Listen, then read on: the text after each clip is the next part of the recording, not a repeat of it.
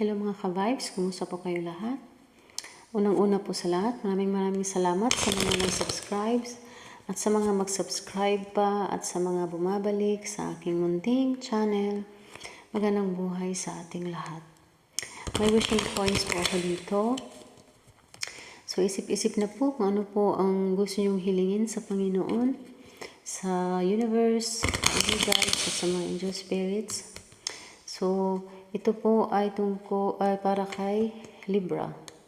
So, yung mga Libra, so ito po ay sa buwan ng June 1 hanggang June 15, 2025.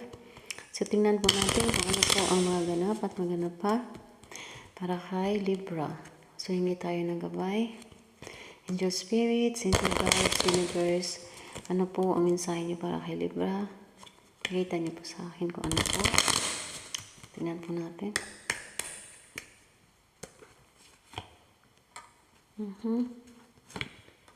Oh. Ganda ng enerhiya ko dito ah. So may enerhiya ako dito. Mayroon dito na-feel ko enerhiya na parang magkapatid na medyo nagkatampuhan. May magkapatid ditong nag-aaway. Part ng pamilya na nag-aaway, nagtampuhan. Ito po ay tungkol sa kayamanan, pamana o di kaya tungkol po ito sa pera eh. Involved po ang parents, may ano po ito. Siguro may na-spoiled na anak. May na-spoiled na anak dito in terms of financially. So may na-spoiled dito sa mga magulang. So yung ibang mga kapatid parang nagalit or nagsiselos, nandiyon yung emotion. So dahil sa ganun parang medyo nagkatampuhan yung magkapatid, nag-aaway. Meron ditong bagong pera siya eh. May nakatanggap ng pera, may nakatanggap ng regalo, or nanalo siya sa isang kompetisyon, or mananalo pa. Makatanggap pa dito, o nakatanggap na. Malaking pera, mananalo siya sa isang kompetisyon, loto man or sugal. Huwag naman yung mga sugal na nakalulong na, huwag na po, ihinto na po yan. Yung mga klaseng sugal na nakalulong. Sayang yung mga blessing na dumating sa buhay nyo, tapos itapon nyo lang sa mga ganyang klaseng bisyo. Hintuan nyo na po. Meron ditong na-feel kong enerhiya nanghingi ng tulong. May ano po dito. May enerhiya po ako na ano dito na parang nanghingi siya ng tulong. Nanghingi po siya ng tulong eh. Hindi ko alam. Sumigaw siya eh. Parang naganuhan siya na parang hiling siya ng katahimikan. Gusto niya ng katahimikan. Humingi siya ng tulong eh. Kung ano man po ito, na-feel kong enerhiya, idagkit nyo po siya ng kandila, ipagdasal nyo. O di kaya kung anong na enerhiya na sagap ko, basta nahingi siya ng tulong, sumisigaw siya. Na enerhiya na sagap ko. Meron ditong taong nagkasakit. Meron ditong may sipon, ubo. May ubo na sobrang tigas na ubo. Masakit na yung likod mo sa kaubo. Pati yung dito sa may tiyan mo, itong sa may ano ba ito? Sa abdomen.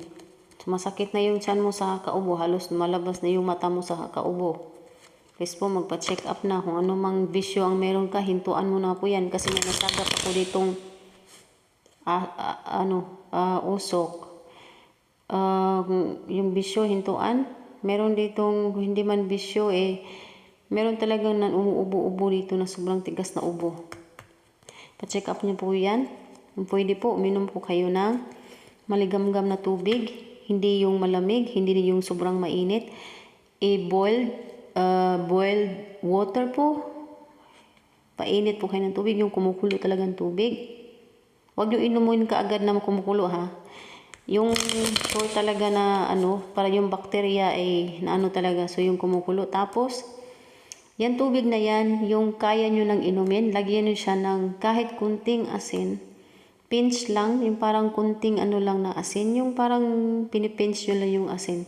Lagyan nyo ng kunting asin. Tapos before nyo po yan inumin, lagyan nyo po ng mag-sign of a cross. I-sign of a cross po yung baso. Kung ano man ang relihiyon meron po kayo, depende po yan, dasalan nyo before nyo inumin. Basta lagyan nyo ng asin. Pinch lang, yung kunting asin lang, huwag yung maalat ha. Pinch lang na asin, tapos yung kaya nyong inumin na yung tubig. Huwag ilago ka agad, kunti-kunti lang, dahan-dahanin. Inumin nyo po yan every Tuesday, tsaka Friday. Tapos, yung tubig na iinumin nyo araw-araw, dahil mainit kung sa Pilipinas ka po, dahil mainit ang panahon, huwag yung sobrang masyadong mainit. Basta maligamgam yung kaya sa tiyan. So, Tuesday at Friday. So, the other day, inom lang kayo ng tubig na normal na tubig.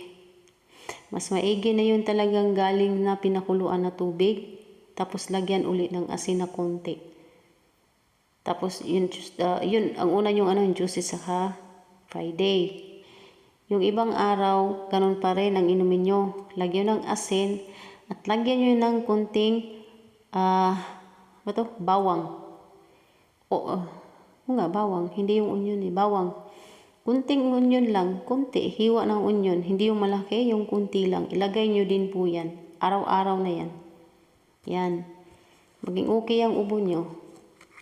Pero, to make it sure, maigi na yung magpa-check up pa din para malaman nyo kung ano man po ang epekto ng inyong lungs.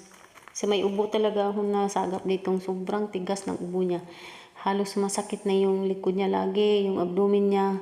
Mulusot na yung mata niya sa kaubo. Meron ditong manalo bigla. May dito ng malaking pera. Meron ditong tao na nagninegosyo ng ice cream. Matamis.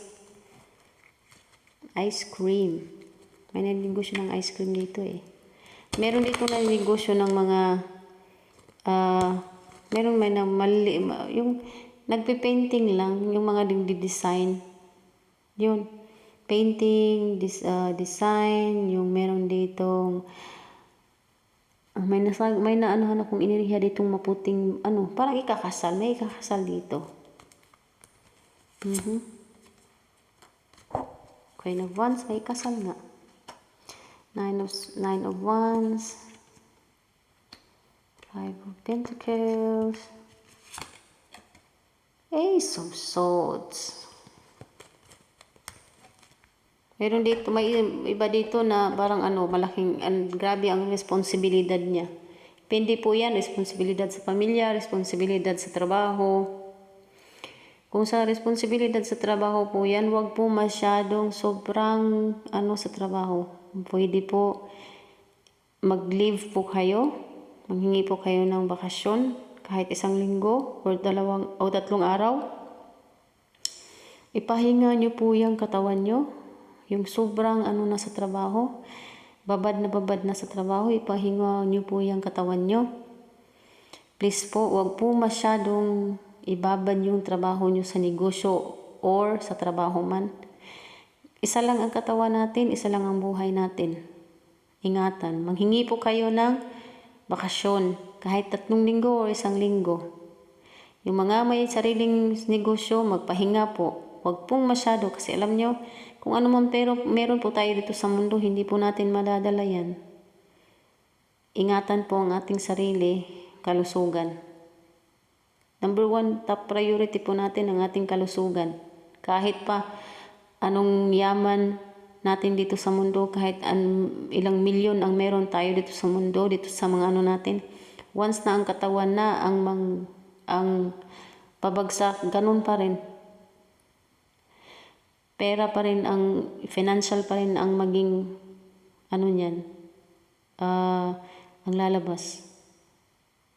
So mag-ingat po, huwag po masyadong sa mga ganyang negosyo o trabaho, manghingi ng holiday, bakasyon, or magbakasyon ng mga ilang araw. Meron ditong, wow, pera na naman ang nasagap ko. Pera na naman nasagap ko sa Libra. Mapera si Libra. Meron ditong nakaano ng kanyang promotion.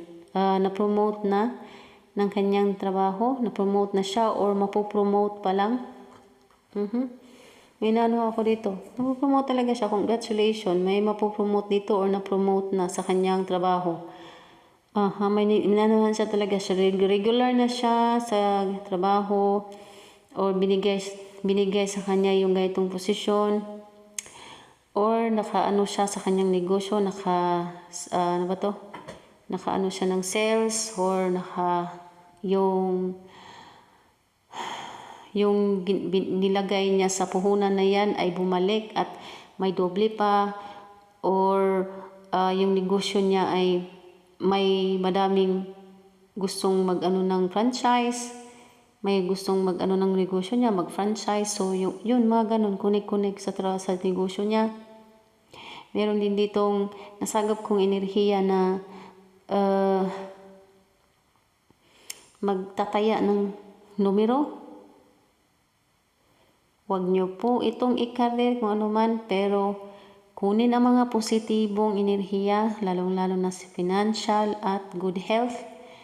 Kunin nyo mga positibong enerhiya na yan, itapon mga negatibo. Sa makaresonate, sa hindi makaresonate, huwag ipilit. Meron ditong malaking amount. Makatanggap dito malaking pera. May ano dito, ginagabayan kayo ng inyong angel spirits, angel guides nyo. Meron talaga dito, tinatakpan kayo, parang inanuhan kayo, ginanyan yung ano nyo, yun. Inanuhan kayo lagi, na walang mga bad enerhiyang makaano sa inyo, makalapit. Pero sa lagi kong ipinaalala, sa lahat ng mga zodiac sign, before kayo lumabas ng inyong tahanan, mag-sign of a cross. Depende po yan kung anong relihiyon meron kayo.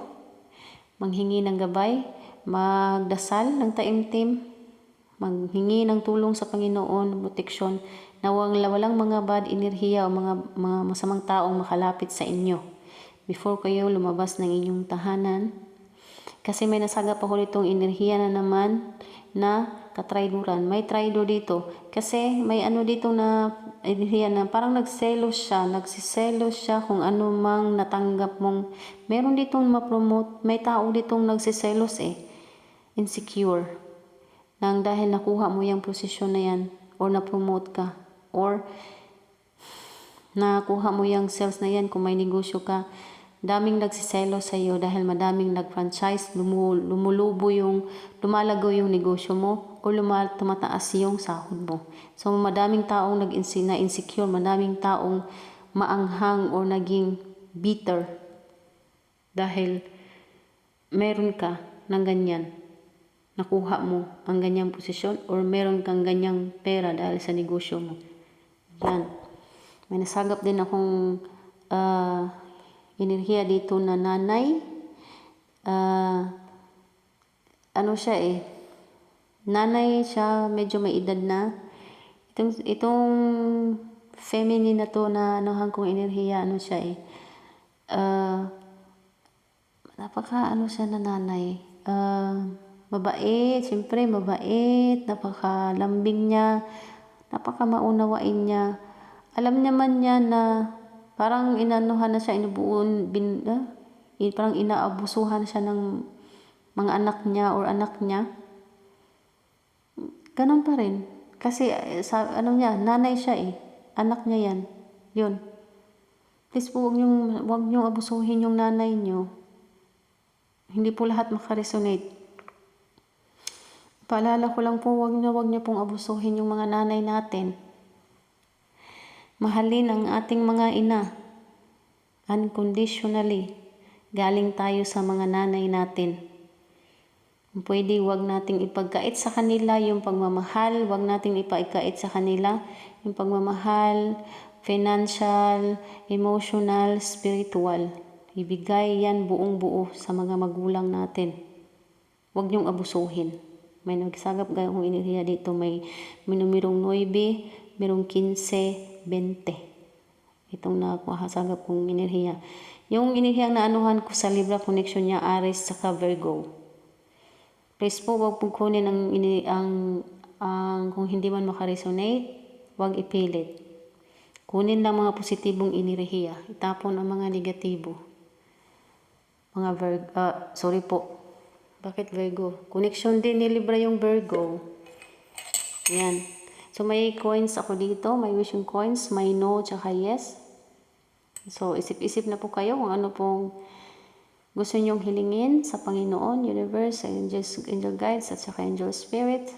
So, pikit-pikit na po. Pwede pong i-post muna. Stop muna tong video. At i-continue kung final na yung wish nyo. So, 3 seconds lang po ito. Ilagay ko na ito sa mahiwagang baul na baso. So, in 3, 2, 1.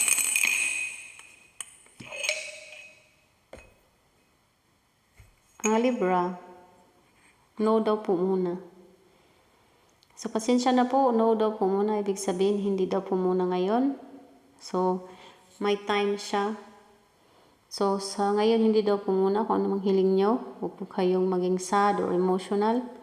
So, may rason ang Panginoon bakit hindi po muna ngayon. So, may time siya.